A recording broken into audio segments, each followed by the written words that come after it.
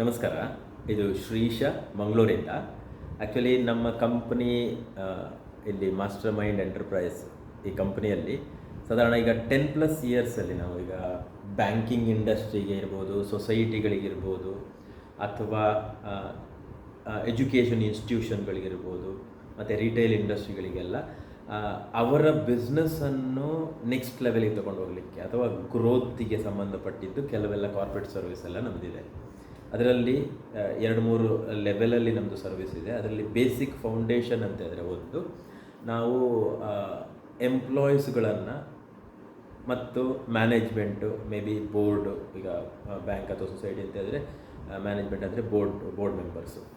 So ನಾವು ಎಂಪ್ಲಾಯೀಸ್ಗಳನ್ನು ಅಥವಾ ಸಿಬ್ಬಂದಿಗಳನ್ನು ಮತ್ತು ಬೋರ್ಡ್ ಮೆಂಬರ್ಸ್ ಅಥವಾ ಮ್ಯಾನೇಜ್ಮೆಂಟ್ ಅವರನ್ನು ಟ್ರೈನ್ ಮಾಡ್ತೇವೆ ಬೇರೆ ಬೇರೆ ಟಾಪಿಕಲ್ಲಿ. ಸೊ ಅದನ್ನೀಗ ಹೇಳೋದಕ್ಕಿಂತ ಡೀಟೇಲಾಗಿ ಹೇಳೋದಕ್ಕಿಂತ ಮೊದಲು ನೋಡಿ, ಈಗ ನಮ್ಮ ಸಂಸ್ಥೆಯಲ್ಲಿ ದೊಡ್ಡ ಎಕ್ಸ್ಪೆನ್ಸ್ ಅಂದರೆ ಪ್ರತಿ ತಿಂಗಳು ಯಾವುದು ಅಂತ ಕೇಳಿದರೆ ನಿಮ್ಗೆ ಗೊತ್ತಿದೆ. ಯಾಕಂದರೆ ನೀವೆಲ್ಲ ಬಿಸ್ನೆಸ್ ಓನರ್ ಅಥವಾ ಬೋರ್ಡಲ್ಲಿದ್ದೀರಿ, ನಿಮಗೆಲ್ಲ ಗೊತ್ತಿರ್ಬೋದು. ದೊಡ್ಡ ಎಕ್ಸ್ಪೆನ್ಸ್ ಎಲ್ಲ ಕಂಪ್ನಿಯಲ್ಲಿ ಹೆಚ್ಚಿನದರಲ್ಲಿ ಅಂತ ಹೇಳಿದ್ರೆ ಸ್ಟಾಫ್ ಸ್ಯಾಲ್ರಿ. ಅಂದರೆ ಆ ಸ್ಯಾಲ್ರಿ ಅನ್ನೋಂಥದ್ದು ಹೇಗೆ ಅಂತ ಹೇಳಿದ್ರೆ, ಆ ರಿಸೋರ್ಸ್ಗಳನ್ನು ಮೇಂಟೈನ್ ಮಾಡಲಿಕ್ಕೆ, ಅಂದರೆ ಹ್ಯೂಮನ್ ರಿಸೋರ್ಸ್ ಅಂದರೆ ಸಿಬ್ಬಂದಿಗಳು, ಎಂಪ್ಲಾಯೀಸ್ಗಳನ್ನು ನಾವು ಆ ಸ್ಯಾಲ್ರಿ ಅಥವಾ ಆ ಖರ್ಚು, ಅದೀಗ ನೋಡಿ ಕೆಲವು ನಾವೀಗ ಈವನ್ ಈಗ ಅಕ್ರಾಸ್ ಕರ್ನಾಟಕದಲ್ಲಿ DCC ಬ್ಯಾಂಕ್ ಇದ್ದು, ಅಥವಾ ಈ ಕಡೆಯಿಂದ ಅರ್ಬನ್ ಬ್ಯಾಂಕ್ ಇರ್ಬೋದು, ಅಥವಾ ಈ ಕಡೆ ಅಂತ ಹೇಳಿದ್ರೆ ಫಾರ್ಮಾ ಇಂಡಸ್ಟ್ರಿ ಇರ್ಬೋದು. ಸೊ ನಾವು ಆಲ್ರೆಡಿ ಈಗ ಸರ್ವಿಸ್ಗಳನ್ನು ಮಾಡ್ತಾ ಇದ್ದೇವೆ. ಅದೀಗ ಅಕ್ರಾಸ್ ಕರ್ನಾಟಕದಲ್ಲಿ ನೋಡಿದ್ರೆ ಕೆಲವು ಕಡೆಯೆಲ್ಲ ಕೆಲವು ಸಂಸ್ಥೆಯಲ್ಲಿ ಆ ಸ್ಯಾಲ್ರಿ ಅಂದರೆ ಎಕ್ಸ್ಪೆನ್ಸು ಅದು ಕ್ರೋರ್ಸಲ್ಲಿದೆ. ಕೆಲವು ಮೀಡಿಯಮ್ ಅಥವಾ ಸಣ್ಣ ಸಂಸ್ಥೆಗಳಂತ ಹೇಳಿದ್ರೆ ಅದು ಲಕ್ಷದಲ್ಲಿರ್ಬೋದು. ಸೊ ಅಂತೂ ಈ ಎಕ್ಸ್ಪೆನ್ಸು ಲಕ್ಷ ಇರ್ಬೋದು, ಅದು ಕ್ರೋರ್ಸ್ ಇರ್ಬೋದು. ಈಗ ನಿಮ್ಮ ಸಂಸ್ಥೆಯಲ್ಲಿ ನನಗೆ ಐಡಿಯಾ ಇಲ್ಲ.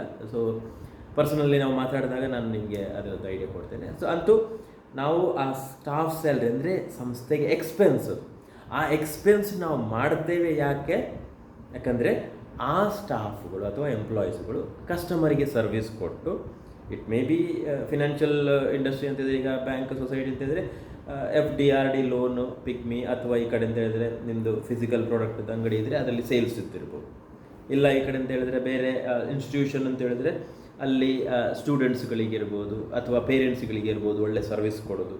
ಇದೆಲ್ಲ ಮಾಡಿ ನಾವು ವರ್ಷ ನಾವು ಬಿಸ್ನೆಸ್ಸಲ್ಲಿ ಪ್ರಾಫಿಟಬಲ್ ಇದ್ದೇವೆ, ಪ್ಲಸ್ ಗ್ರೋತು ಕೂಡ ಇರ್ತದೆ ಸಮ್ ಪರ್ಸಂಟೇಜ್.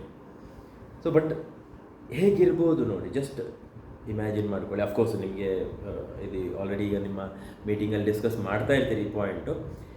ಜಸ್ಟ್ ಇಮ್ಯಾಜಿನ್ ಮಾಡಿ, ಈಗ ಮಾಡುವಂಥ ಖರ್ಚು ಅದರ ಬಿಗ್ಗೆಸ್ಟ್ ಎಕ್ಸ್ಪೆನ್ಸ್ ಅದರ ಸ್ಯಾಲ್ರಿ. ಅಂದರೆ ಆ ಎಕ್ಸ್ಪೆನ್ಸು, ಅದೇ ಎಕ್ಸ್ಪೆನ್ಸಲ್ಲಿ ಅದೇ ರಿಸೋರ್ಸ್ ಅಥವಾ ಸ್ಟಾಫಲ್ಲಿ ಈಗ ಎಷ್ಟು ವರ್ಷ ಪ್ರಾಫಿಟ್ ಅಥವಾ ಗ್ರೋತ್ ಇದೆ, ಅದ್ರ ಮೇಲೆ ಒಂದು 10-20% ಗ್ರೋತ್ ಬಂದರೆ ಹೇಗಿರ್ಬೋದು, ಅಥವಾ ಕೆಲವು ಲಕ್ಷ ಅಥವಾ ಕೆಲವು ಕೋಟಿ ನಿಮಗೆ ಪ್ರಾಫಿಟ್ ಜಾಸ್ತಿ ಆದರೆ ಹೇಗಿರ್ಬೋದು.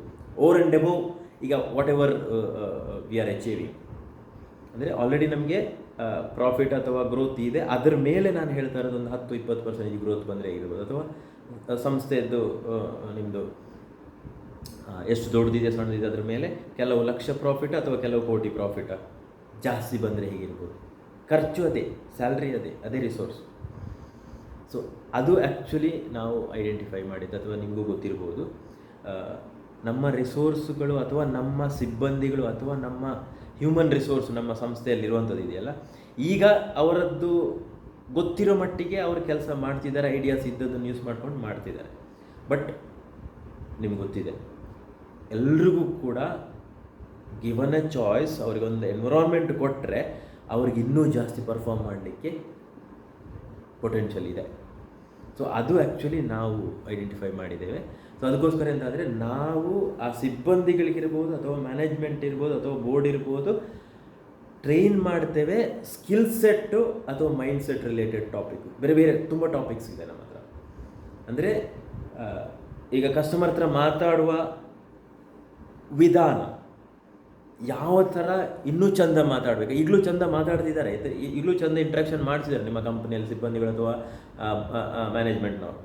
ಬಟ್ ಇನ್ನೂ ಚಂದ ನೆಕ್ಸ್ಟ್ ಲೆವೆಲ್ ಯಾವ ಥರ ಮಾಡ್ಬೋದು, ಇನ್ನೂ ಕನ್ವಿನ್ಸಿಂಗ್ ಸ್ಕಿಲ್ಲು ಇನ್ನೂ ಚೆಂದ ಹೇಗೆ, ಇನ್ನೂ ಡೀಲ್ ಕ್ಲೋಸ್ ಮಾಡೋದು ಇನ್ನೂ ಯಾವ ಥರ, ಅಥವಾ ಆ ಕಸ್ಟಮರನ್ನು ಗೇಜ್ ಮಾಡಿ ಅವರಿಗೆ ಯೋಚನೆಗೆ ಸರಿಯಾದಂತಹ ಪ್ರಾಡಕ್ಟ್ಗಳನ್ನು ಅವರ ಮುಂದೆ ಪ್ರಮೋಟ್ ಮಾಡೋದು ಹೇಗೆ.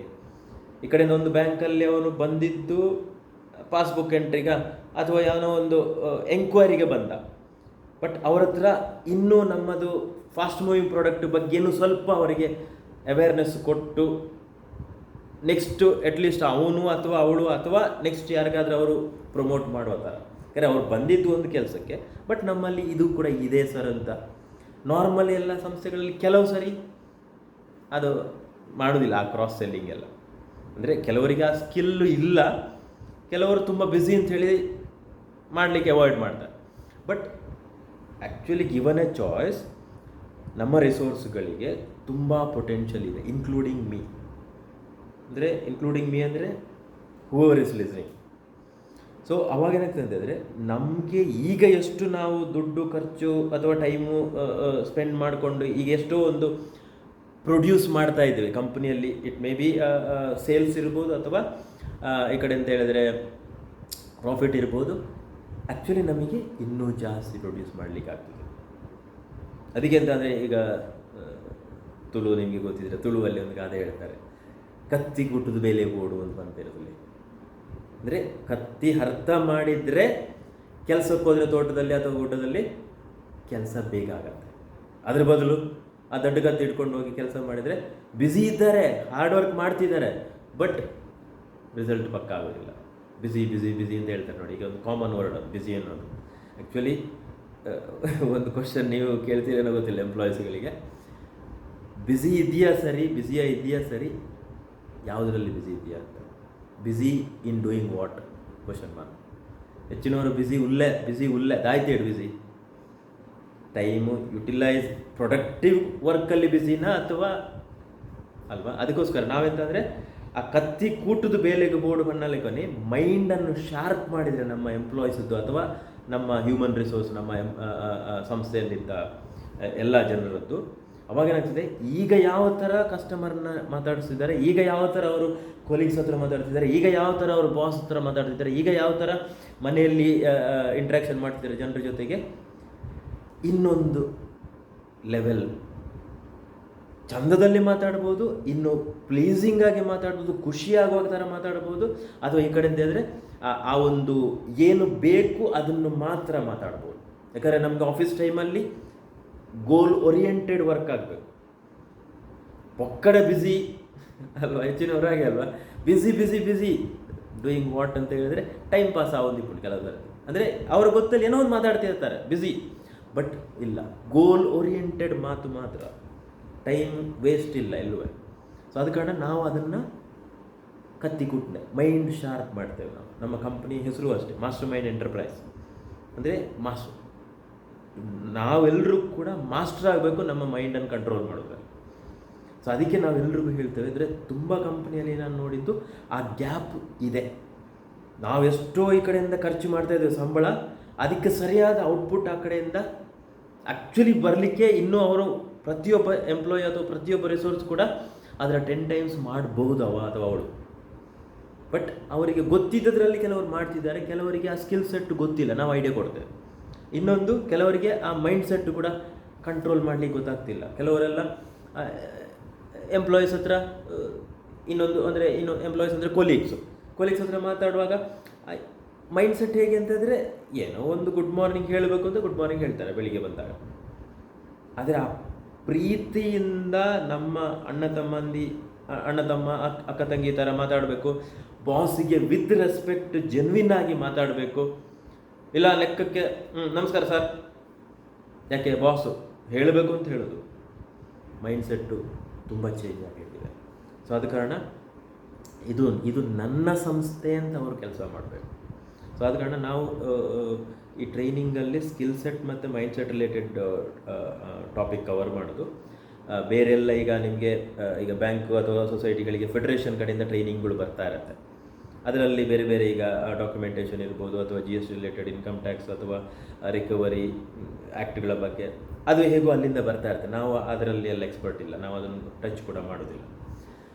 ಸೊ ನಾವು ಕವರ್ ಮಾಡೋ ಟಾಪಿಕ್ ಅಂತ ಹೇಳಿದ್ರೆ ಆ ಪ್ರಾಡಕ್ಟ್ ನಾಲೆಜ್ ಇಟ್ಕೊಂಡು, ಈ ಕಡೆಯಿಂದ ಇನ್ಸ್ಟಿಟ್ಯೂಷನ್, ಎಜುಕೇಷನ್ ಇನ್ಸ್ಟಿಟ್ಯೂಷನ್ ಅಂದರೆ ಆ ಒಂದು ಸಬ್ಜೆಕ್ಟ್ ನಾಲೆಜ್ ಇಟ್ಕೊಂಡು ನಾವು ಆ ಸ್ಟೂಡೆಂಟ್ಸ್ಗಳಿಗೆ ಇನ್ನೂ ಚಂದ, ಇನ್ನೂ ಆತ್ಮೀಯವಾಗಿ, ಇನ್ನೂ ಅವರಿಗೆ ಖುಷಿ ಆಗೋ ಥರ ಯಾವ ಥರ ನಾವು ಡೀಲ್ ಮಾಡೋದು. ಅಂದರೆ ಡೀಲ್ ಮಾಡೋದು ಅಂದರೆ ಅಲ್ಲಿ ಕ್ಲಾಸಲ್ಲೇನು ಪಾಠ ಮಾಡೋದು ಅಲ್ವಾ. ಅದೇ ನಾವು ಪೇರೆಂಟ್ಸ್ ಮೀಟಿಂಗಲ್ಲಿ ಆ ಪೇರೆಂಟ್ಸ್ ಜೊತೆಗೆ ಇನ್ನೂ ಚಂದ ಯಾವ ಥರ ಅವ್ರಿಗೂ ಖುಷಿ ಆಗೋ ಥರ ಯಾವ ಥರ ಡೀಲ್ ಮಾಡೋದು ಅಥವಾ ಅವ್ರ ಹತ್ರ ಮಾತಾಡೋದು. ಅಥವಾ ಈ ಕಡೆಯಿಂದ ಬ್ಯಾಂಕಲ್ಲಿ ನೋಡಿದ್ರೆ ಕಸ್ಟಮರ್ ಜೊತೆಗೆ ಇನ್ನೂ ಚಂದ ಮಾತಾಡಿ ಜಾಸ್ತಿ ಡೆಪಾಸಿಟ್ ಯಾವ ಥರ, ಇನ್ನೂ ಚಂದ ಮಾತಾಡಿ ನಮಗೆ ಲೋನ್ಸ್ ರಿಕ್ವೈರ್ಮೆಂಟ್ ಇದ್ದರೆ ಲೋನ್ಸ್ ಯಾವ ಥರ, ಅಥವಾ ಇನ್ನೂ ಚಂದ ಮಾತಾಡಿ ರಿಕವರಿಯನ್ನು ಇನ್ನೂ ಸ್ಮೂತ್ ಮಾಡೋದು ಹೇಗೆ. ಕಡೆಯಿಂದ ರಿಕವರಿನೂ ಆಗಬೇಕು, ಕಸ್ಟಮರ್ ನಾವು ಕಳ್ಕೊಳ್ಬಾರ್ದು. ಸೊ ತುಂಬ ನಾವು ಕಲಿಯುವಂಥದ್ದು ಇದೆ. ಯಾಕಂದರೆ ಲೈಫಲ್ಲಿ ಈಗ ನಿಮ್ಗೆ ಗೊತ್ತಿರ್ಬೋದೇನೋ, ಈಗ ಅಬ್ದುಲ್ ಕಲಾಂ ಇರ್ಬೋದು, ಅಥವಾ ಈಗ ನೋಡಿ ನಾನು ನಾರಾಯಣ ಮೂರ್ತಿ, ನಾನು ಆ್ಯಕ್ಚುಲಿ ನನ್ನ ಈಗ ಕಂಪನಿಗೆ ನಾವು 10 ವರ್ಷದ ಮೇಲೆ ಆಯಿತು ನಾವು ಮಾಸ್ಟರ್ ಮೈಂಡ್ ಎಂಟರ್ಪ್ರೈಸ್. ಅದ್ರ ಮೊದಲು ನಾನು ಆ್ಯಕ್ಚುಲಿ ಸಾಫ್ಟ್ವೇರ್ ಇಂಜಿನಿಯರಿಂಗ್ ವರ್ಕಲ್ಲಿದ್ದೆ. ಅದೇ ನಾನು ಇನ್ಫೋಸಿಸಲ್ಲಿ, IBM ಅಲ್ಲಿ ಮತ್ತು ಬೇರೆ ಕೆಲವು ಕಂಪ್ನಿಗಳಲ್ಲಿ ನಾನು ಕೆಲಸದಲ್ಲಿದ್ದೆ ಒಂದು 10 ವರ್ಷ. ಬಟ್ ಅದು ಇಂಡಿಯಾದಲ್ಲಿ ನಾನು ಕೆಲಸ ಸ್ವಲ್ಪ ಕಮ್ಮಿ ಮಾಡಿದ್ದು, ಆ್ಯಕ್ಚುಲಿ ಹೊರದೇಶಗಳಲ್ಲಿ ಜಾಸ್ತಿ ಮಾಡಿದ್ದು, ಫಾರಿನಲ್ಲಿ. ಅದರಲ್ಲಿ ಅಮೇರಿಕಾದಲ್ಲಿದ್ದೆ, ಇಂಗ್ಲೆಂಡಲ್ಲಿ, ಸಿಂಗಾಪುರ, ಜರ್ಮನಿ, ಈ ಥರ. ಜರ್ಮನಿ ಅಂದರೆ ಆಸ್ಟ್ರಿಯಾದಲ್ಲಿ. ಬಟ್ ಇಲ್ಲಿ ಫಾರಿನದ್ದು ಅಷ್ಟೊಂದು ಉಪಯೋಗ ಅಂತ ಅನ್ನಲ್ಲ ಹೇಳೋದು. ನಾನು ಫಾರಿನಲ್ಲಿ ನಾನು ಒಂದು 2 ಉಪಯೋಗ ನನಗೆ ಇಂಟ್ರೆಸ್ಟಿಂಗ್ ಕಂಡಿದ್ದಂದರೆ, ನಾನು ಹೆಚ್ಚಾಗಿ ಫಾರಿನಲ್ಲಿ ಅಲ್ಲಿ ಇದ್ದಾಗ ಈ ವೀಕೆಂಡಲ್ಲೆಲ್ಲ ಕೆಲವು ಕಡೆ ಈ ಬಿಸ್ನೆಸ್ ಕಾನ್ಫರೆನ್ಸ್ ಇರ್ಬೋದು, ಅಥವಾ ಈ ಮೋಟಿವೇಶನಲ್ ಟಾಕ್ ಇರ್ಬೋದು, ಅಥವಾ ದೊಡ್ಡ ದೊಡ್ಡ ಈಗ ಏನು ಹೇಳ್ತಾರೆ ಬಿಲಿಯನೇರ್ಸ್ಗಳಿಗೆಲ್ಲ ಬಿಸ್ನೆಸ್ ಕಾನ್ಫರೆನ್ಸ್ ಮಾಡಿದ್ದು, ಅಲ್ಲಿ ಹೋಗಿ ನಾವು ಟೈಮ್ ಸ್ಪೆಂಡ್ ಮಾಡ್ತಿದ್ದೆ. ಯಾಕಂದ್ರೆ ನನಗೆ ಆ ಥರ ಒಂದು ಏನೋ ಒಂದು ಲೈಕ್ ಆಗ್ತಿತ್ತು. ಸೊ ಅಲ್ಲಿ ಕಲ್ತದ್ದು. ಬಟ್ ಈಗ ನೀವು ಎಲ್ಲ ಅಕ್ರಾಸ್ ಈಗ ಇಂಡಸ್ಟ್ರಿಯಲ್ಲಿ ನೀವು ನೋಡಿರ್ಬೋದು, ದೊಡ್ಡ ದೊಡ್ಡ ಬಿಸ್ನೆಸ್ ಟ್ರೈನರ್ಸ್ಗಳು ಅಥವಾ ದೊಡ್ಡ ದೊಡ್ಡ ಬಿಲಿಯನೇರ್ಸ್ಗಳಿಗೆಲ್ಲ ಟ್ರೈನಿಂಗ್ ತಗೊಳ್ಳುವಂಥ ವ್ಯಕ್ತಿಗಳದ್ದು ಹೆಸರು ನೋಡಿದರೆ ಕೆಲವೆಲ್ಲ ಬುಕ್ ಬರೆದವರೆಲ್ಲ ಇದ್ದಾರೆ, ತುಂಬ ಬುಕ್ಸ್ ಇದೆ ಅಲ್ಲಿ. ಆ ಬುಕ್ ಬರೆದವ್ರದ್ದು ಆಥರ್ಗಳು ನೋಡಿದ್ರೆ, ನಾನು ಆಲ್ರೆಡಿ ಫಾರಿನಲ್ಲಿ ಆವಾಗ ಒಂದು 10 ವರ್ಷ ಹೋದಾಗ ಕೆಲವ್ರನ್ನೆಲ್ಲ ಅಲ್ಲಿ ಮೀಟ್ ಮಾಡಿ ಟ್ರೈನಿಂಗ್ ತೊಗೊಂಡಿದ್ದೆ ಅವರಿಂದ. ಆ ನಾಲೆಡ್ಜ್ ಈಗ ನಾವು ಕೊಡುವ ಟ್ರೈನಿಂಗಲ್ಲಿ ನಾವು ಯೂಸ್ ಮಾಡ್ತಾ ಇದ್ದೇವೆ. ಅದಕ್ಕೆ ನಾವು ಬೇರೆ ಟ್ರೈನರ್ಗಳಿಗಿಂತ ನಾವು ಡಿಫ್ರೆಂಟ್. ಸೊ ಈಗ ಉದಾಹರಣೆಗೆ ನಾವೀಗ ಎಲ್ಲ ಸಂಸ್ಥೆಗೂ ಕೂಡ ನಿಮಗೆ ಒಂದು ಗ್ರೋತಿಗೆ ಸಂಬಂಧಪಟ್ಟಿದ್ದ ಟ್ರೈನಿಂಗಲ್ಲಿ ಫಸ್ಟ್ ಟ್ರೈನಿಂಗ್ ನಾವು ಸ್ಟಾರ್ಟ್ ಮಾಡೋದು ಅಂತಂದರೆ ಒಂದು ದಿನದ ಟ್ರೈನಿಂಗ್ ಇದೆ, ಅದು ಸ್ಟಾರ್ಟು. ಅದಾದಮೇಲೆ ನಿಮ್ಮ ಇಂಟ್ರೆಸ್ಟು, ನಿಮ್ಮ ಆಸಕ್ತಿಯ ಮೇಲೆ ನಾವು ಬೇರೆ ಬೇರೆ ನಿಮಗೆ ಲೆವೆಲ್ದು ಟ್ರೈನಿಂಗ್ ಎಲ್ಲ ಕೊಡ್ತೇವೆ. ಸೊ ನಿಮ್ಮದು ಮ್ಯಾನೇಜರ್ಸು ಜಾಸ್ತಿ ಇದ್ದರೆ ಮ್ಯಾನೇಜರ್ ಲೆವೆಲ್ ಟ್ರೈನಿಂಗ್ ಸಪರೇಟ್ ಇದೆ, ಅಥವಾ ನಿಮಗೆ ಸೇಲ್ಸ್ದು ಡಿಪಾರ್ಟ್ಮೆಂಟ್ ಇದ್ದರೆ ಸೇಲ್ಸಿಗೆ ಸಪರೇಟ್ ಇದೆ. ಈ ಥರ ಕಸ್ಟಮೈಸ್ಡ್ ಇದೆ ನಮಗೆ. ಸೊ ಅದು ಕಾರಣ ಫಸ್ಟು ಅಂತಿದ್ರೆ ಒಂದು ಸಿಗ್ನೇಚರ್ ಕ್ಲಾಸ್ ಅಂತ ಹೇಳ್ತೇವೆ ನಾವು, ಒಂದು ದಿನದ ಕ್ಲಾಸು. ಅದು ಅಕ್ರಾಸ್ ಇಂಡಸ್ಟ್ರಿಗೂ ಸೇಮು. ಯಾಕಂದರೆ ನಾವು ಜನರ ಹತ್ರ ಡೀಲ್ ಮಾಡಲಿಕ್ಕೆ ಇರುತ್ತೆ. ಅದು ಮನೆಯಲ್ಲೂ ಜನರ ಹತ್ರನೇ ಮಾತಾಡೋದು, ಗಂಡ ಹೆಂಡತಿ ಮಕ್ಕಳ ಹತ್ರ. ಈ ಕಡೆಯಿಂದ ಆಫೀಸಿಗೆ ಬಂದರೂ ಜನರ ಹತ್ರನೇ ಮಾತಾಡೋದು, ಕೊಲೀಗ್ಸು, ಬಾಸು, ಕಸ್ಟಮರು ಅಲ್ವಾ. ಈ ಕಡೆ ಅಂತ ಹೇಳಿದ್ರೆ ಪಬ್ಲಿಕಲ್ಲಿ ಹೋದರೂ ಕೂಡ ಜನರೇ ಮಾತಾಡೋದು. ಸೊ ಆ ಪೀಪಲ್ ಹ್ಯಾಂಡ್ಲಿಂಗ್ ಸ್ಕಿಲ್ಸ್ ಅಂತ ಹೇಳ್ತಾರೆ, ಅದು ನಾವು ಆ್ಯಕ್ಚುಲಿ ಆ ಒಂದು ದಿನದ ಕ್ಲಾಸಲ್ಲಿ ಕವರ್ ಮಾಡ್ತೇವೆ. ಅದೊಂದು 7-8 ಟಾಪಿಕ್ ಇದೆ, ಒಂದು ದಿನದಲ್ಲಿ ಒಂದು 8 ಅವರ್ಸ್ ಬೇಕು ನಮಗೆ. ಸೊ ಆ ಕ್ಲಾಸ್ಗಳಲ್ಲಿ ಕಮ್ಯುನಿಕೇಷನ್ ಸ್ಕಿಲ್ ಬಗ್ಗೆ ಒಂದು ಸ್ವಲ್ಪ ಟಚ್ ಮಾಡ್ತೇವೆ. ಯಾಕಂದರೆ ಅದು ದೊಡ್ಡ ಟಾಪಿಕ್, ಅದು 2-3 ದಿನದ ಟಾಪಿಕ್ ಇದೆ ಕಮ್ಯುನಿಕೇಷನ್ ಸ್ಕಿಲ್. ನಾವು ಸ್ವಲ್ಪ ಟೈಮ್ ಮ್ಯಾನೇಜ್ಮೆಂಟ್ ಬಗ್ಗೆ ಕವರ್ ಮಾಡ್ತೇವೆ. ನಾವು ಟೈಮು, ಕಸ್ಟಮರಿಗೆ ಒಂದು ಟೈಮ್ ಕೊಟ್ಟರೆ ಯಾವುದಾದ್ರೂ ಒಂದು ಕೆಲಸಗಳನ್ನು ಮಾಡ್ತೇವೆ ಅಂದರೆ ಆ ಟೈಮಿಗೆ ನಾವು ಮಾಡಬೇಕಾ, ಅಥವಾ ಅದನ್ನು ಮೊದಲು ಮಾಡಬೇಕಾ, ಅದರ ಅವ್ರನ್ನ ವೆಯ್ಟ್ ಮಾಡಿಸ್ಬೇಕಾ, ಅಥವಾ ನಾನು ನಾಳೆ 10 ಗಂಟೆಗೆ ನನ್ನ ಆಫೀಸು ಓಪನು ಅಂದರೆ ನಾನು 10 ಗಂಟೆಗೆ ಬರಬೇಕಾ, 10 ಗಂಟೆ 10 ನಿಮಿಷಕ್ಕೆ ಬರಬೇಕಾ, 1/4 ಗಂಟೆ ಮೊದಲು ಬರಬೇಕಾ. ಅಂದರೆ ಟೈಮ್ ತುಂಬ ಇಂಪಾರ್ಟೆಂಟ್. ಟೈಮ್ ಮ್ಯಾನೇಜ್ಮೆಂಟ್ ಟಾಪಿಕ್ ಇದೆ. 3ನೇದು ಕಾನ್ಫ್ಲಿಕ್ಟ್ ಮ್ಯಾನೇಜ್ಮೆಂಟ್ ಒಂದು ಟಾಪಿಕ್ ಇದೆ. ಸಮಸ್ಯೆ, ಲೈಫಲ್ಲಿ ಸಮಸ್ಯೆಗಳು ಬಂದೇ ಬರುತ್ತೆ ಎಲ್ಲಿದ್ದರೂ ಕೂಡ. ಬಟ್ ಆ ಸಮಸ್ಯೆಗಳನ್ನು ಎದುರಿಸುವುದು ಹೇಗೆ, ಅದೊಂದು ಟಾಪಿಕ್ ಇದೆ ನಮ್ಮದು. ಅದು ಅವಾಗ ಈವನ್ ಮನೆಯಲ್ಲಿ ಕೂಡ ಸಮಸ್ಯೆಗಳು ಬರುತ್ತೆ, ಅದನ್ನು ಎದುರಿಸುವುದು ಹೇಗೆ. ಪಬ್ಲಿಕಲ್ಲಿ ಹೋದಾಗ ಸಮಸ್ಯೆಗಳು ಬರುತ್ತೆ, ವೆಹಿಕಲ್ ಇರ್ಬೋದು ಅಥವಾ ಪಬ್ಲಿಕಲ್ಲಿ. ಆ ಕಡೆಯಿಂದ ಆಫೀಸಲ್ಲಿ ಬಂದರೂ ಕೂಡ ಪ್ರಾಬ್ಲಮ್ಸ್ ಬರುತ್ತೆ. ಎಲ್ಲಾದ್ರೂ ಕೂಡ ಆ ಪ್ರಾಬ್ಲಮ್ಸ್ ಆದಾಗ, ಸಮಸ್ಯೆ ಬಂದಾಗ ಗಾಬರಿ ಆಗೋದು, ಟೆನ್ಷನ್ ಆಗೋದು, ಅಥವಾ ಈ ಕಡೆಯಿಂದ ಇನ್ನೊಬ್ಬರನ್ನ ಬ್ಲೇಮ್ ಗೇಮ್ ಥರ ಆಡೋದು, ಅವನದು ಇವಳದು ಅಂತ ಹೇಳ್ಕೊಂಡು ಇಲ್ಲ. ಕೂಲಾಗಿ ಯಾವ ಥರ ಹ್ಯಾಂಡಲ್ ಮಾಡಬೇಕು, ಸಮಸ್ಯೆಗಳು ಬಂದೇ ಬರುತ್ತೆ. ಸೊ 4ನೇದ್ದು ಕೋಪ ಹೇಗೆ ಕಂಟ್ರೋಲ್ ಮಾಡೋದು, ಅಂದರೆ ಇದು ಮತ್ತೆ ಇನ್ನೊಂದು ನೆಕ್ಸ್ಟ್ ಟಾಪಿಕ್ ಹತ್ರದ್ದು ಈಗೋ ಮ್ಯಾನೇಜ್ಮೆಂಟ್ ಅಂತ ಹೇಳ್ತಾರೆ. ಅಹಂಕಾರಗಳನ್ನು ನಾವು ಎಲ್ಲಿ ಹತೋಟಿಯಲ್ಲಿ ಇಟ್ಕೊಳ್ಬೇಕು, ಎಲ್ಲಿ ಯೂಸ್ ಮಾಡಬೇಕು, ಎಲ್ಲಿ ಯೂಸ್ ಮಾಡಬಾರ್ದು. ಅದ್ರ ಜೊತೆಗೆ ಇನ್ನೊಂದು ಪವರ್ಫುಲ್ ಟಾಪಿಕ್ ಇದೆ, ಓನರ್ಶಿಪ್ ಮೈಂಡ್ಸೆಟ್ ಅಂತ. ಇದು ನನ್ನ ಸಂಸ್ಥೆ ಅಂತ ನಾವೆಲ್ಲ ಪ್ರೀತಿಯಿಂದ ಕೆಲಸ ಮಾಡೋದು ಹೇಗಿರ್ಬೋದು. ಎಂಪ್ಲಾಯೀಸ್ಗಳು ಎಲ್ಲರೂ ಕೂಡ ಇದು ನನ್ನ ಸಂಸ್ಥೆ ಅಂತ ಅವರು ಪ್ರೀತಿಯಿಂದ ಕೆಲಸ ಮಾಡಿದರೆ, ಯಾವುದು ಬಾಸಿನ ಹೆದರಿಕೆಗಿರ್ಬೋದು, ಆ ಕಡೆಯಿಂದ CCTV ಹೆದರಿಕೆ, ಅದನ್ನೆಲ್ಲ ಹೆದರ್ಕೊಂಡು ಕೆಲಸ ಮಾಡೋದಕ್ಕೂ ನಾವು ಇದ್ದರೂ ಇಲ್ಲದಿದ್ದರು, ಯಾರು ಬಾಸು ಅಥವಾ ಈ ಕಡೆಯಿಂದ ಮ್ಯಾನೇಜ್ಮೆಂಟ್ ಅವರು ಇದ್ದರೂ ಇಲ್ದಿದ್ರು, CCTV ವರ್ಕ್ ಆಗ್ತಿದೆಯೋ ಇಲ್ಲ ಗೊತ್ತಿಲ್ಲ, ಬಟ್ ಅವರು ಇದು ನನ್ನ ಸಂಸ್ಥೆ ಅಂತ ಪ್ರೀತಿಯಲ್ಲಿ ಕೆಲಸ ಮಾಡಿದರೆ ಹೇಗಿರ್ಬೋದು, ಪ್ರೊಡಕ್ಟಿವಿಟಿ ತುಂಬ ಜಾಸ್ತಿ ಆಗುತ್ತೆ. ಸೊ ಅದರ ಜೊತೆಗೆ ಹ್ಯೂಮನ್ ವ್ಯಾಲ್ಯೂಸದ್ದು ಕೆಲವೆಲ್ಲ ಟಾಪಿಕ್ ಇದೆ, ಬೇಸಿಕ್ ಫೌಂಡೇಶನ್, ಅದು ಎಲ್ಲಿ ಹೋದರೂ ಕೂಡ ಅದು ಲೈಫಲ್ಲಿ ಯೂಸ್ ಆಗುತ್ತೆ. ಸೊ ಇದೆಲ್ಲ ಕೆಲವೆಲ್ಲ 7-8 ಟಾಪಿಕ್ಗಳಿದೆ. ಒಂದು ದಿನದ ನಮ್ಮದು ಸೆಷನ್, ಅದು ಸಿಗ್ನೇಚರ್ ಕ್ಲಾಸ್ ಅಕ್ರಾಸ್ ಇಂಡಸ್ಟ್ರಿಯಲ್ಲಿ ಅದು ಕಾಮನ್ ಇದೆ.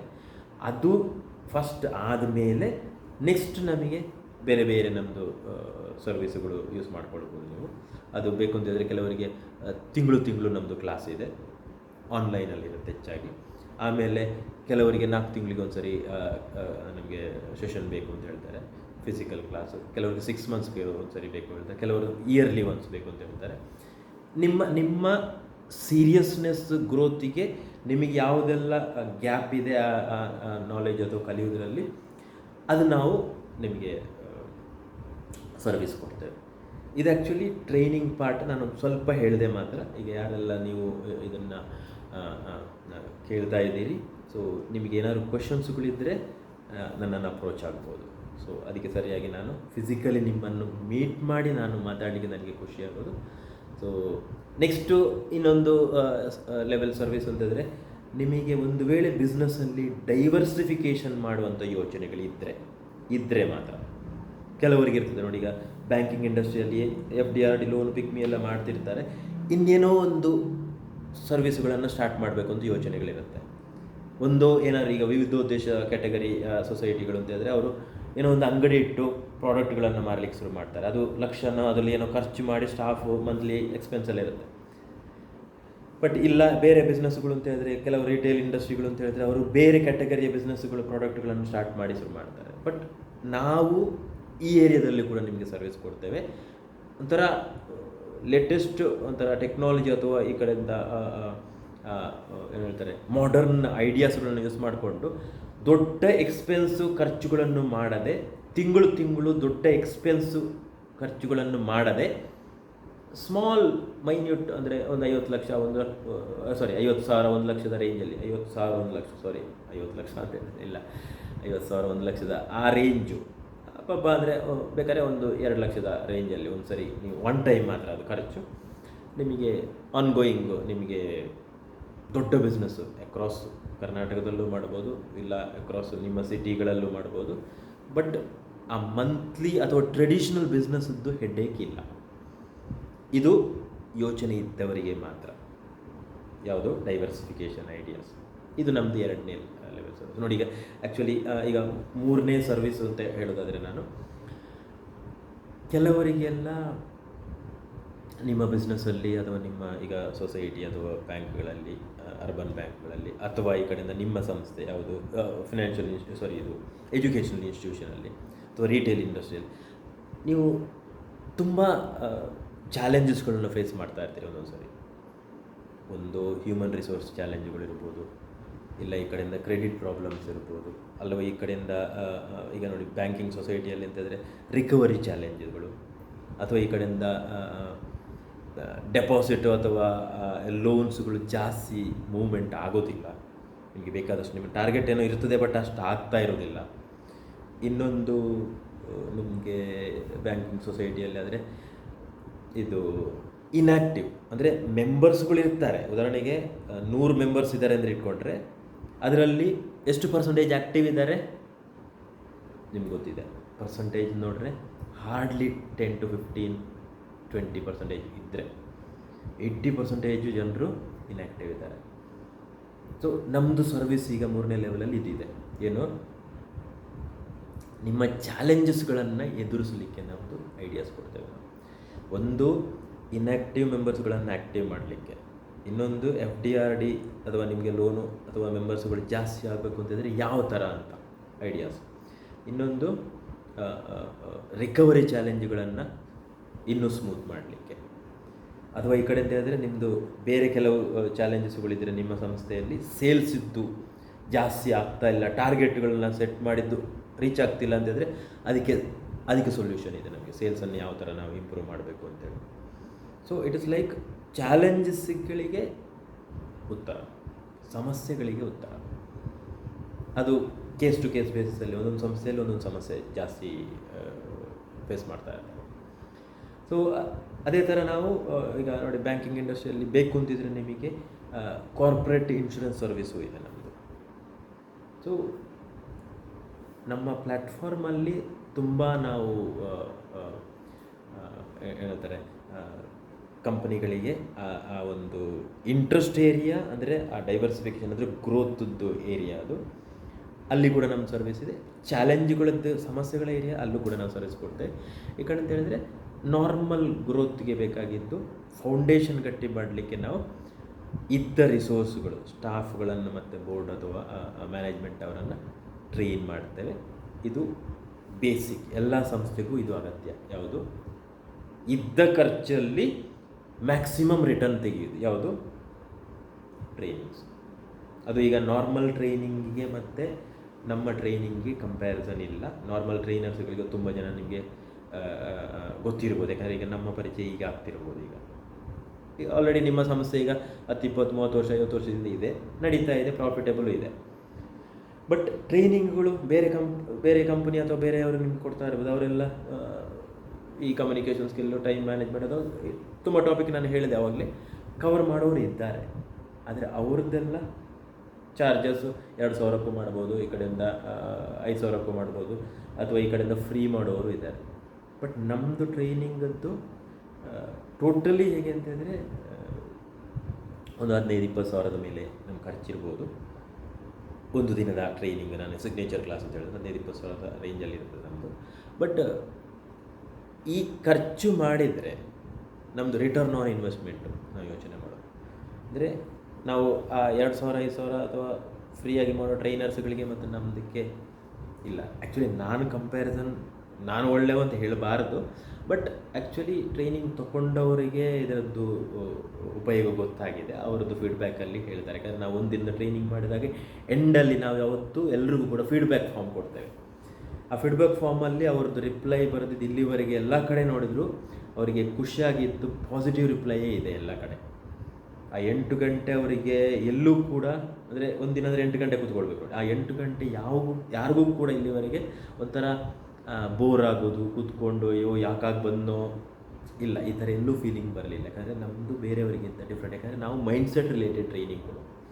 ನಾರ್ಮಲ್ನವರೇ ಆದರೆ ಆ ಟಾಪಿಕ್ ಮಾಡ್ತಾರೆ, ಆ ಟಾಪಿಕ್ ಬೋರ್ ಆಗೋದಕ್ಕೆ ಮಧ್ಯದಲ್ಲಿ ಒಂದು ಗೇಮ್ಸ್ ಆಡಿಸ್ತಾರೆ, ಅವರಿಗೆ ಬೋರ್ ಆಗಬಾರ್ದು ಅಂತ. ಬಟ್ ನಮ್ಮದು ಆ ಬೋರ್ ಆಗೋದನ್ನು ತಪ್ಪಿಸ್ಲಿಕ್ಕೆ ಗೇಮ್ಸ್ ಅಂತ ಆಡೋದಲ್ಲ. ನಮ್ಮ ಹತ್ರನೂ ಇದೆ, ಬಟ್ ಗೇಮ್ಸ್ ನಮ್ಮದು ಫೋಕಸ್ ಇಲ್ಲ ನಾವು. ಬಟ್ ಮೇಯ್ನ್ ಅಂತಂದರೆ ಮೈಂಡ್ಸೆಟ್ ರಿಲೇಟೆಡ್ ಟ್ರೈನಿಂಗ್ಸ್. ಆದ ಕಾರಣ ನಮ್ಮ ಟ್ರೈನಿಂಗು ಈಗ ಒಂದಿನದ್ದು ಮಾಡಿದರೆ ನಿಮಗೆ ಊಟ, ತಿಂಡಿ, ಹಾಲ್, ಬಾಡಿಗೆ ಅದೆಲ್ಲ ಸೇರಿ ಉದಾಹರಣೆಗೆ ಒಂದು 25, ಒಂದು 30-40 ಸಾವಿರ ಖರ್ಚಾದರೆ, ವರ್ಸಸ್ ಬೇರೆಯವರ ಟ್ರೈನಿಂಗಲ್ಲಿ ಮಾಡುವಾಗ ನಿಮಗೆ ಒಂದು 5-10 ಸಾವಿರ ಖರ್ಚು, 10,000ದ ರೇಂಜಲ್ಲಿ ಖರ್ಚಾದರೆ ವ್ಯತ್ಯಾಸ ಅಂದರೆ ಅಲ್ಲಿ ಔಟ್ಪುಟ್ ಏನು ಬರುತ್ತೆ ಕ್ವಶನ್ ಮಾರ್ಕ್. ಇಲ್ಲಿ ನಮ್ಮದ್ರಲ್ಲಿ ಅಂತ ಹೇಳಿದರೆ ಇಯರ್ ಆನ್ ಇಯರ್ ನಮ್ಮ ಟ್ರೈನಿಂಗಿಂದಾಗಿ ಇಯರ್ ಆನ್ ಇಯರ್ ನಿಮಗೆ ಕೆಲವು ಲಕ್ಷ ಪ್ರಾಫಿಟ್ ಜಾಸ್ತಿ. ನಮ್ಗೆ ಗೊತ್ತಿಲ್ಲ ನಿಮ್ಮ ಸಂಸ್ಥೆ ಎಷ್ಟು ದೊಡ್ಡದು ಸಣ್ಣದು ಅಂತ, ನಾನು ಅದಕ್ಕೆ ಕೆಲವು ಲಕ್ಷ ಅಂತ ಹೇಳಿದೆ, ಮೇ ಬಿ ಕ್ರೋರ್ಸಲ್ಲಿ ಇರ್ಬೋದು ದೊಡ್ಡ ಸಂಸ್ಥೆ ಆಗಿದ್ದರೆ. ಅಂತೂ ಕೆಲವು ಪರ್ಸೆಂಟೇಜ್ ನಿಮ್ಮ ಪ್ರಾಫಿಟ್ ಅಥವಾ ರೆವಿನ್ಯೂ ಜಾಸ್ತಿ ಮಾಡಲಿಕ್ಕೆ ನಮ್ಮ ಟ್ರೈನಿಂಗಿಂದ ಹೆಲ್ಪ್ ಆಗುತ್ತೆ. ಅದು ಸ್ಟಾರ್ಟಿಂಗು. ನಾವು ಒಂದು ದಿನದ ಟ್ರೈನಿಂಗ್ ಮಾಡಿ ನಾವು ಆಚೆ ಹೋಗೋದು ಇಲ್ಲ. ನಾವು ಆ್ಯಕ್ಚುಲಿ ನಿಮ್ಮ ಜೊತೆಗೆ ಆ ಬಾಂಧವ್ಯತೆ ಅಥವಾ ಆ ರಿಲೇಷನ್ಶಿಪ್ ಸ್ಟಾರ್ಟ್ ಆಗೋದು ಆ ಒಂದಿನದ ಟ್ರೈನಿಂಗಲ್ಲಿ. ಅದಾದಮೇಲೆ ನಾವು ನಿಮಗೆ ಸೆಟ್ ಆಫ್ ಟ್ರೈನರ್ಸ್ ನಾವು ಇದ್ದೇವೆ, ಅಥವಾ ಸೆಟ್ ಆಫ್ ನಾವು ಕನ್ಸಲ್ಟೆಂಟ್ಸ್ ಇದ್ದೇವೆ ನಮ್ಮ ಕಂಪ್ನಿಯಲ್ಲಿ. ನಾವು ನಿಮಗೆ ಕನ್ಸರ್ನ್ಡ್ ಏರಿಯಾಗಳಿಗೆ ನಿಮಗೆ ಸರ್ವಿಸ್ ಕೊಡ್ತೇವೆ. ಸೊ ಅಂತೂ ನಿಮ್ಮ ಸಂಸ್ಥೆ ಗ್ರೋತ್ ಆಗಬೇಕು, ನೀವು ಪ್ರಾಫಿಟೇಬಲ್ ಆಗಬೇಕು. ಅಂದರೆ ಪ್ರಾಫಿಟೇಬಲ್ ಆಲ್ರೆಡಿ ಇದ್ದೀರಿ, ಇನ್ನೂ ಜಾಸ್ತಿ ಆಗಬೇಕು. ಸೊ ಆವಾಗ ಇಲ್ಲಿ ವಿನ್ ವಿನ್ ವಿನ್ ಮೂರು ಕೂಡ ನಮ್ಮದು ಮೇಯ್ನ್ ಮೋಟೋ ಅದು. ಅಲ್ಲಿ ಅದನ್ನು ಹೇಳಿ ನಾನು ನಿಲ್ಲಿಸ್ತೇನೆ. ನಮ್ದು ಆ್ಯಕ್ಚುಲಿ ಈ ಕಡೆಯಿಂದ ಎಂಪ್ಲಾಯೀಸ್ಗಳಿಗೂ ಖುಷಿ ಆಗಬೇಕು, ನಮ್ಮ ಟ್ರೈನಿಂಗಲ್ಲಿ ಅವರ ಪರ್ಸನಲ್ ಲೈಫಲ್ಲಿ ಕೂಡ ಅವರಿಗೆ ಇನ್ನೂ ಎಂಥದ್ದು ಗ್ರೋತ್ ಬರ್ತದೆ. ನೋಡಿ, communication skill, time management, conflict management, anger management, ಈಗ ಇದೆಲ್ಲವೂ ಕೂಡ ಈವನ್ ಮನೆಯಲ್ಲಿ ಕೂಡ ಅವರಿಗೆ ಹೆಲ್ಪ್ ಆಗುತ್ತೆ. ಮನೆಯಲ್ಲೂ ಕೂಡ ಅವ್ರದ್ದೆಲ್ಲ ಆ ಒಂದು ಕಮ್ಯುನಿಕೇಷನ್ ಅಥವಾ ರಿಲೇಷನ್ಶಿಪ್ಪನ್ನು ಸ್ಟ್ರಾಂಗ್ ಮಾಡಿಕೊಂಡು ಆಫೀಸಿಗೆ ಬಂದಾಗ ಆಫೀಸಲ್ಲೂ ಕ್ಲೀನ್ ಮೈಂಡಲ್ಲಿ ಕೆಲಸ ಮಾಡ್ತಾರೆ. ಇಲ್ಲಾಂದರೆ ಮನೆ ತೊಂದರೆ ಎಲ್ಲ ಇಟ್ಕೊಂಡು ಬರ್ತಾರೆ, ಯಾಕಂದರೆ ಅವ್ರಿಗೆ ಗೊತ್ತಿರೋದಿಲ್ಲ ಕರೆಕ್ಟಾಗಿ ಹ್ಯಾಂಡಲ್ ಮಾಡಿ. ಸೊ ಆವಾಗ ಆಫೀಸಲ್ಲಿ ಕೂಡ ಫೋಕಸ್ಡ್ ವರ್ಕು.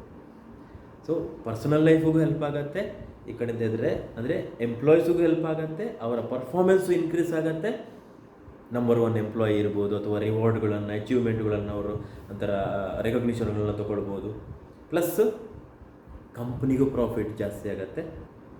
ಪ್ಲಸ್ ಮೂರನೇದು ಕಸ್ಟಮರ್ಗಳಿಗೂ ಒಳ್ಳೆಯ ಸರ್ವಿಸ್ ಸಿಗುತ್ತೆ. ಅಂದರೆ ಇದು 3 win win win. Employees, company, ಆ ಕಡೆಯಿಂದ ಕಸ್ಟಮರ್. 3 ಏರಿಯಾದಲ್ಲಿ ಕೂಡ ಈಗಲೂ 3 ಏರಿಯಾದಲ್ಲಿ ನಿಮ್ಮದು ಇದೆ, ಒಳ್ಳೆಯ ಪರ್ಫಾರ್ಮೆನ್ಸ್ ಇದೆ. ಬಟ್ ನಾನು ಹೇಳೋದು ಪರ್ಸಂಟೇಜ್ ಸ್ವಲ್ಪ ಇನ್ನೂ ಇಂಪ್ರೂವ್ ಮಾಡಲಿಕ್ಕೆ ಚಾನ್ಸಸ್ ಇದೆ. ಯಾಕಂದರೆ ಕತ್ತಿ ಕೂಟದ ಬೇಲೆ ಓಡು ಅಂತ ಹೇಳಿದಾಗ ಮೈಂಡ್ ಶಾರ್ಪ್ ಮಾಡಿದರೆ ಪೊಟೆನ್ಷಿಯಲ್ ತುಂಬ ಇದೆ ಎಲ್ಲರಿಗೂ ಕೂಡ. ಇಲ್ಲಿಗೆ ಎಂಡ್ ಇಲ್ಲ, ಇನ್ನೂ ಇದೆ. ಸೊ ಅದು ನಮ್ಮ ಟ್ರೈನಿಂಗಲ್ಲಿ ಸ್ಟೆಪ್ ಬೈ ಸ್ಟೆಪ್ ನಿಮಗೆ ಸಿಗುತ್ತೆ. ಸೊ ಇಷ್ಟು ನಾನೀಗ ಸದ್ಯಕ್ಕೆ ಐಡಿಯಾಸ್ ಕೊಡ್ತೇನೆ. ಸೊ ಫರ್ದರ್ ಇನ್ನೂ ಡೀಟೇಲ್ಸ್ ನಾವು ಡಿಸ್ಕಸ್ ಮಾಡಲಿಕ್ಕೆ, ನಿಮ್ಮ ಕಂಪನಿಗೆ ನಾವು ಸರ್ವಿಸ್ ಕೊಡಲಿಕ್ಕೆ ನಮಗೆ ಒಂದು ದಿನದ ಒಂದು ಅವಕಾಶ ಸಿಕ್ಕಿದಾಗ ನೆಕ್ಸ್ಟ್ ನಾವು ಯಾವ ಥರ ನಾವು ಒಟ್ಟಿಗೆ ವರ್ಕ್ ಮಾಡ್ಬೋದು, ನಾವು ಯಾವ ಥರ ನಮ್ಮ ನಾಲೆಜನ್ನು ನಿಮಗೆ ಶೇರ್ ಮಾಡಿ ನಿಮ್ಮ ಗ್ರೋತಿಗೂ ನಿಮ್ಮ ಒಂದು ಹ್ಯಾಪಿನೆಸ್ಗೂ ನಾವು ಕಾಂಟ್ರಿಬ್ಯೂಟ್ ಮಾಡ್ಬೋದು ಅಂತ ಆಮೇಲೆ ನಾವು ಮಾತಾಡ್ಬೋದು. ಸೊ ತುಂಬ ಧನ್ಯವಾದ. So have A nice day.